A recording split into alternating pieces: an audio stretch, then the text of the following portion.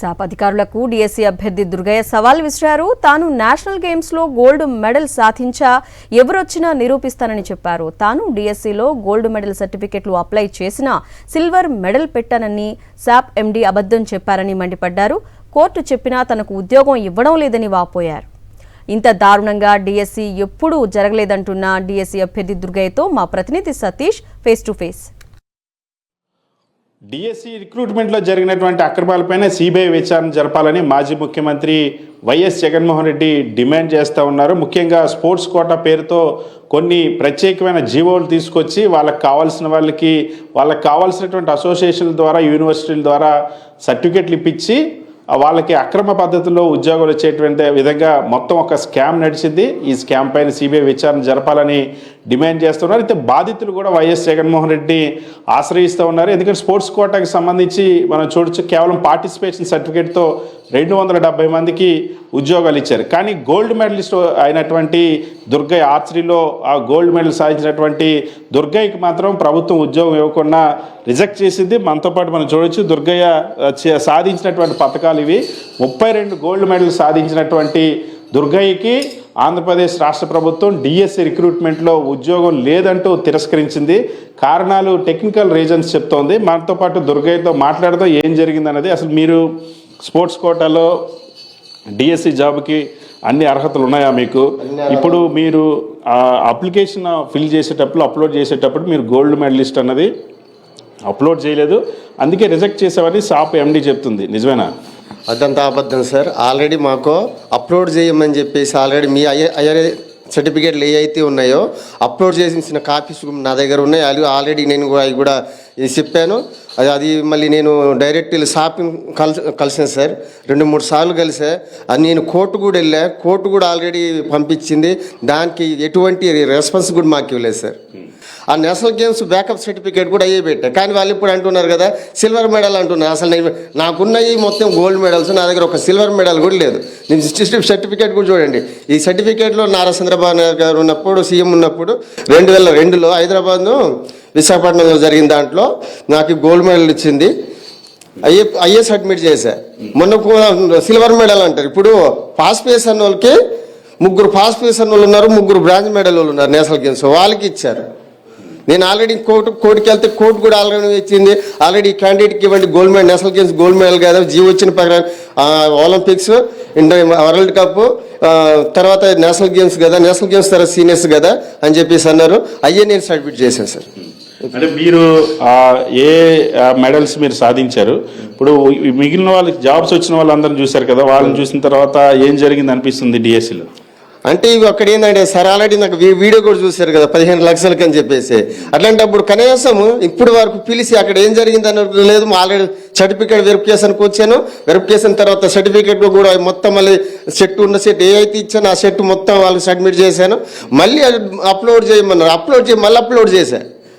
అయినా కూడా ఇంకా వాళ్ళు ఏమంటే ఒకటి రీజన్ ఉంటే ఒక రీజన్ చెప్పుతున్నారు. అట్లాంటప్పుడు మా లాంటి పేదలకు ఏడనాయం జరుగుతుంది సార్.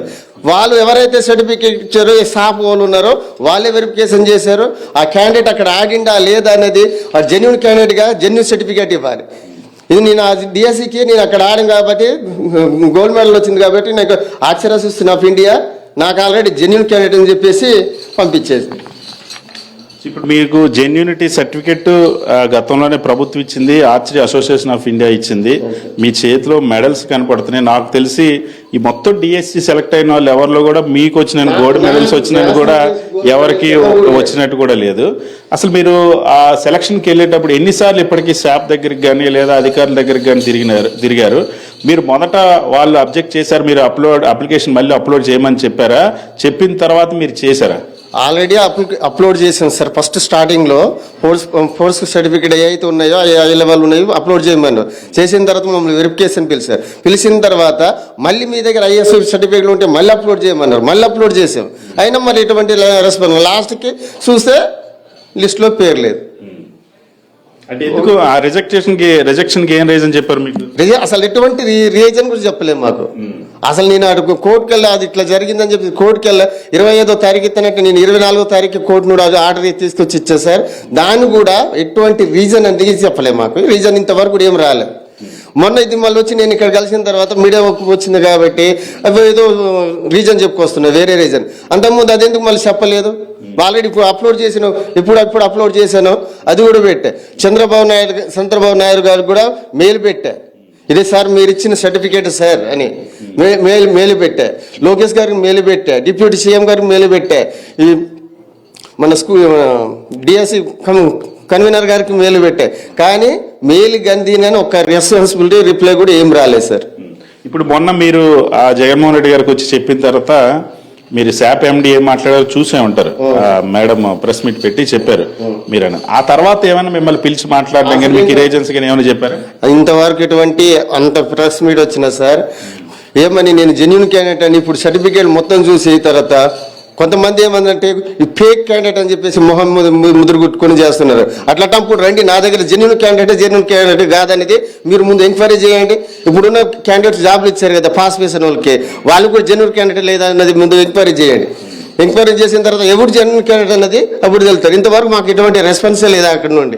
కోర్టు కూడా ఆల్రెడీ ఇచ్చింది సార్, కోర్టు కూడా ఇస్తే ఈ క్యాండిడేట్కి ఎందుకు ఇవ్వటాలేదని ఇచ్చారు, దానికి కూడా ఎటువంటి రెస్పాన్స్ లేదు. ఇప్పుడు మీరు కోర్టుకి ఎప్పుడు వెళ్ళారు? కోర్టు ఏం చెప్పింది? కోర్టు ఆర్డర్ని అమలు చేస్తున్నారా లేదా? కోర్టు ఈ candidate national games gold medalist candidate కాబట్టి ఈయనకి ఇవ్వకుండా ఎందుకు ఇవ్వాలి, ఈయన కన్సల్ట్ అసలు ఈయనకి జాబ్ ఇవ్వమని కోర్టు ఇచ్చింది సార్.